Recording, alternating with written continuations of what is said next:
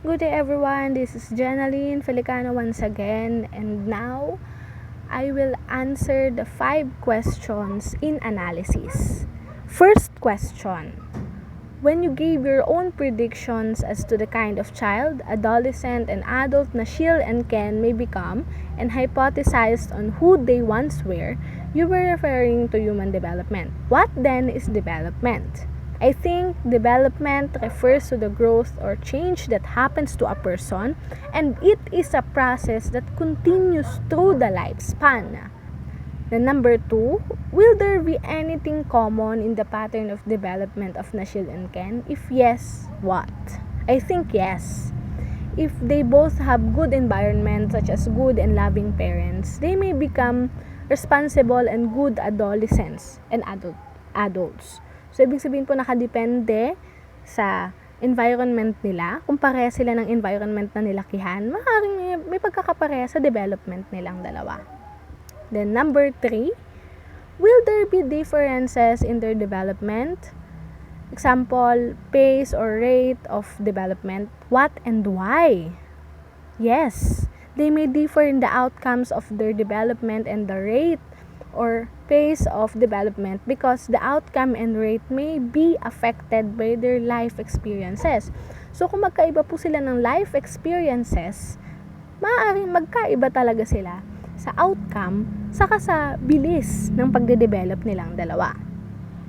Then number 4, will the process of development take place very fast or gradually? Expound your answer. The process of their development take place gradually. Why? Because development won't be done overnight. It is a process and it may take weeks, months, and years for them to develop. Katulad nga po, dahil sinabing proseso ito, hindi naman to agad-agad na overnight mangyayari agad.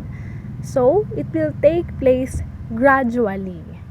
Number 5, do you believe that Nashil and Ken continue to develop even in adulthood, or they will stop developing in adulthood?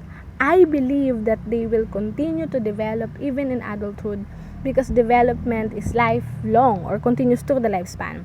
So as long as we are alive, we will continue to develop. That's all for the analysis. Thank you. Now we will proceed to the application. Number 1, growth is an evidence of life. So what is the meaning of this? We can only say that we are alive when we are growing or changing. So as long as we are alive, we will witness different changes in ourselves. Just like in plants, we can say that it is alive if it doesn't change in appearance. So life is full of changes. Yeah. So katulad nga tayo ng isang halaman na kung hindi tayo nakikitaan ng pagbabago or paglago, yung growth na iyon, hindi natin masasabing buhay yung halaman. So ganun din tayo. Then number 2, define development in your own words. Translate the meaning of development in Filipino and in your local dialects. Dahil Filipino lang po ang alam ko, Tagalog lang ang alam ko. So doon ko lang po itatranslate. And I want to make this simple. Sinagot ko lang po ay development requires changes. Sa Tagalog, ang paglago ay nangangailangan ng pagbabago. Dahil hindi nga natin masasabing lumalago tayo kung walang nagbabago sa atin.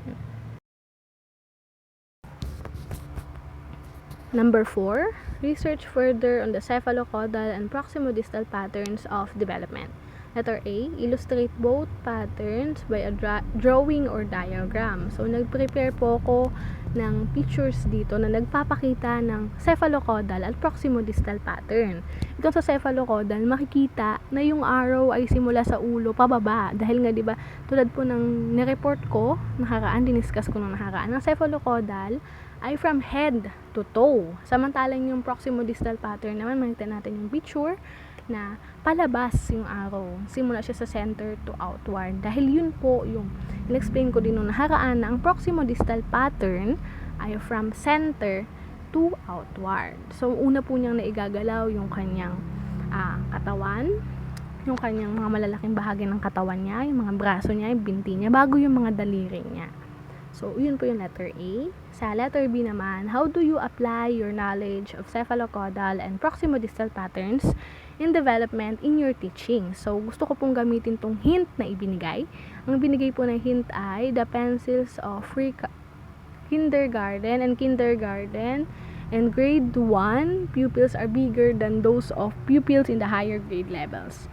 Does this practice have something to do with proximodistal patterns of development? My answer is yes. Dahil katulad po ng sabi ko sa proximodistal pattern, mas nauna po nilang naigagalaw yung braso nila kaysa yung mga daliring nila. So, ibig sabihin, at that age, pag kinder pa lang sila, hindi pa nila ganun nakokontrol yung mga daliring nila. Kaya medyo hirap pa silang humawak ng ibang bagay. Kaya po mapapansin natin na yung mga nasa kinder, nasa grade 1, yung mga ginagamit nilang lapis is yung matataba pa at malalaki. Kasi nga nahirapan pa silang i-control yung effort na ibibigay nila doon. So maaaring kapag binigyan natin sila ng maninipis na lapis, mahirapan silang hawakan yun kasi hindi pa nila ganong mag-grasp. At maaaring maputol pa nila dahil sa tindi ng effort na binibigay na. Kasi napapansin natin, di ba, yung mga kinder, saka yung mga grade 1, ang didiin ng mga sulat nila. So, kasi nagpa-practice pa lang silang magsulat. So, yun po. And yes, it has something to do with the proximodistal pattern of development. Now, we will proceed to the big ideas. And this is Jenalyn Felicano once again. And I will discuss the number 1, 2, 3, and 7. So, let's start with number 1, the meaning of human development. So, just like what we tackled, the human development is a pattern of movement or change that begins at conception and continues through the lifespan. So, that is human development. Then, number 2, 4 principles of human development and their educational implications. Kung ano yung naituturo sa bata, sinabing educational implications. So, the 4 principles are physical principle, cognitive principle, social principle, and emotional principle. So, we will start with the physical principle. Ang educational implication nito is it helps the student to do everything he wants in order to get what was meant by the educator and perform according to the assigned task. So, ibig sabihin, kapag nag-aaral siya, gamit yung physical principle, yung physical niyang pangangatawan, nakokontrol niya yung katawan niya at nagagamit niya para matuto at masunod yung sinasabi ng teacher sa kanya na nagtuturo sa kanya. So, yun ang physical principle. Pangalawa is yung cognitive principle. It helps the students to learn through knowledge-based concepts and ideas. It sharpens their ability to think and speak.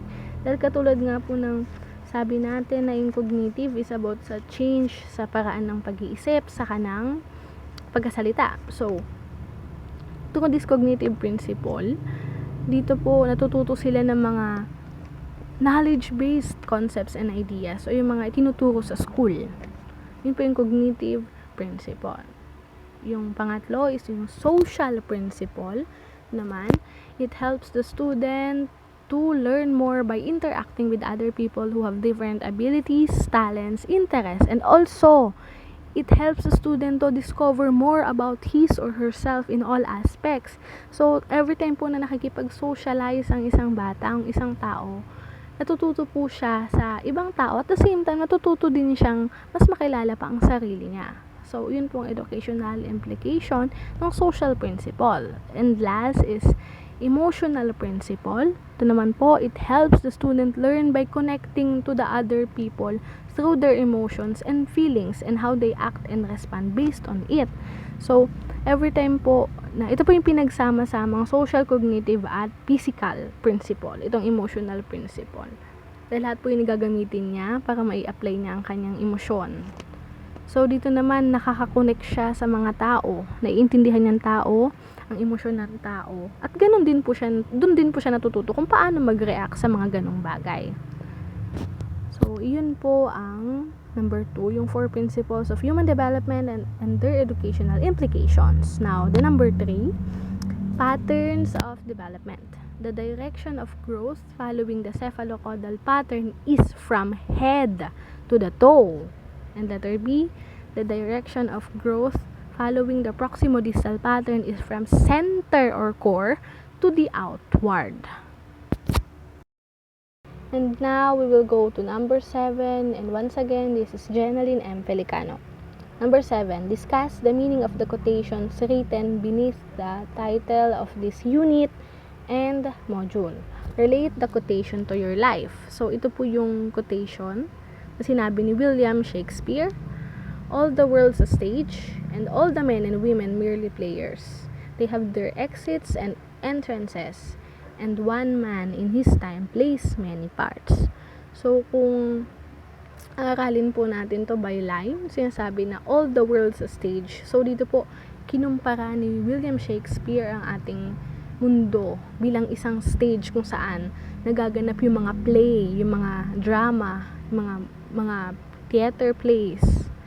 Sa pangalawa namang line, and all the men and women merely players. So, sinasabi naman po dito na tayong mga tao, yung characters ng play na iyon na nagaganap sa mundo. Third line, they have their exits and entrances. Sinasabi po dito na lahat tayo ay sinilang, yun po ang ating entrance, at lahat tayo ay mamamatay. Yun naman po ang ating exits. And the last part, and one man in his time plays many parts. Sinasabi naman po dito na tayong mga tao, lahat tayo ay may purpose at contribution na gagawin sa mundong ito. At madalas, hindi lang isa yung role natin, kundi madami tayong role or responsibilities na ginampanan sa mundong ito. At gaya ng sabi ni Shakespeare, ang mundong ginagalawan natin ay tulad ng entablado kung saan tayong mga tao ang characters or bida ng play. Lahat tayo ay sinilang at mamamatay. At sa mundong ito, habang tayo nabubuhay, may mga role or purpose tayong ginagampanan. Madalas ay hindi lang isa. Kung i-relate ko ito sa buhay ko, masasabi kong tama si Shakespeare sa quotation na ito dahil bilang isang tao, ako ay sinilang. Nag-entrance ako sa mundo na ito at tiyak na mamamatay at tiyak na mag-exit din ako. Parang akong character sa isang play dahil sa mga responsibilidad o roles na ginagampanan ko na hindi lang isa, kundi madaming roles sa family, sa work, sa lahat ng aking ginagawa, sa church, at patuloy kong gagampanan ng mga yun hanggang sa huling hininga ng buhay ko. So, parang itong quotation na ito, nagpapakita na lahat tayo ay may gagampanan na roles. At gagampanan natin yun hanggang sa huling hininga natin sa mundong ito. So, that's it for number 7. So, last, for the reflection, mayroon po akong ipapanood na video sa inyo. Ito pong video na ito ay tungkol sa istorya ng isang teacher at ng estudyante niya, na kung saan tinuruan ng teacher yung estudyante niya, gayon din ay natuto yung teacher sa estudyante niya. So, here's the video. And I'd like to read this to you, if I can do it without tearing up. There's a story many years ago of an elementary school teacher. Her name was Mrs. Thompson. As she stood in front of her 5th grade class on the very first day of school, she told the children a lie. Like most teachers, she looked at her students and said that she loved them all the same. But that was impossible because there in the front row, slumped in his seat, was a little boy named Teddy Stoddard. Mrs. Thompson had watched Teddy the year before and noticed that he didn't play well with the other children, that his clothes were messy and that he constantly needed a bath. Teddy could be unpleasant. It got to the point where Mrs. Thompson would actually take delight in marking his papers with a broad red pen and making bold X's and then putting a big F at the top of his papers. At the school where Mrs. Thompson taught, she was required to review each child's past records, and she put Teddy's off until last. However, when she reviewed his file, she was in for a surprise. Teddy's 1st grade teacher wrote, "Teddy is a bright child with a ready laugh. He does his work neatly, and he has good manners. He's a joy to be around." His 2nd grade teacher wrote, "Teddy's an excellent student, well liked by his classmates. But he's troubled because his mother has a terminal illness. and life at home must be a struggle. His third grade teacher wrote, "His mother's death has been hard on him. He tries to do his best, but his father doesn't show much interest, and his home life will soon affect him if steps aren't taken." Teddy's fourth grade teacher wrote, "Teddy's withdrawn and doesn't show up much interest in school. He doesn't have many friends, and sometimes he even sleeps in class." By now, Mrs. Thompson realized the problem, and she was ashamed of herself. She felt even worse when her students brought her Christmas presents wrapped in beautiful ribbons and bright paper, except for Teddy's. His present was clumsily wrapped in heavy brown paper that he got from the grocery bag. Mrs. Thompson took pains to open it in the middle of the other presents. Some of the children started to laugh when she found a rhinestone bracelet with some of the stones missing and a bottle that was 1/4 full of perfume. But she stifled her children's laughter when she exclaimed how pretty the bracelet was, putting it on and dabbing some of the perfume on her wrist. Teddy Stoddard stayed after school that day just long enough to say, "Mrs. Thompson, today you smell just like my mom used to." After the children left, she cried for at least an hour. On the very day, she quit teaching reading, writing, and arithmetic, and instead, she began to teach children. Mrs. Thompson paid particular attention to Teddy. As she worked with him and his mind seemed to come alive, the more she encouraged him, the faster he responded. By the end of the year, Teddy had become one of the smartest children in the class, and despite her lie, became one of her teacher's pets. A year later, she found a note under the door from Teddy telling her that she was still the best teacher he ever had in his whole life. 6 years went by before she got another note from Teddy.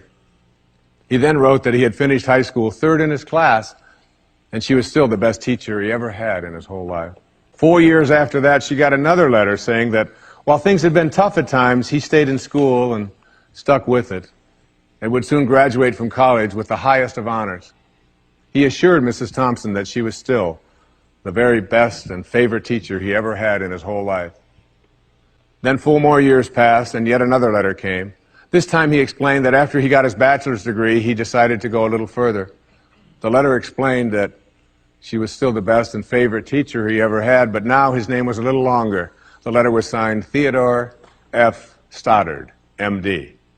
But the story doesn't end there. You see, there was yet another letter that spring. Teddy said he'd met this girl and was going to be married. He explained that his father had died a couple of years ago, and he was wondering if Mrs. Thompson might agree to sit in the place at the wedding that was usually reserved for the mother of the groom. Of course, Mrs. Thompson did, and guess what? She wore that bracelet, the one with the several rhinestones missing. And she made sure she was wearing the perfume that Teddy remembered his mother wearing on their last Christmas together.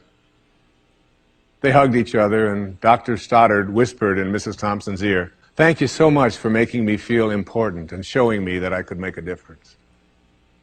Mrs. Thompson came with tears in her eyes and whispered back, "Teddy, you have it all wrong.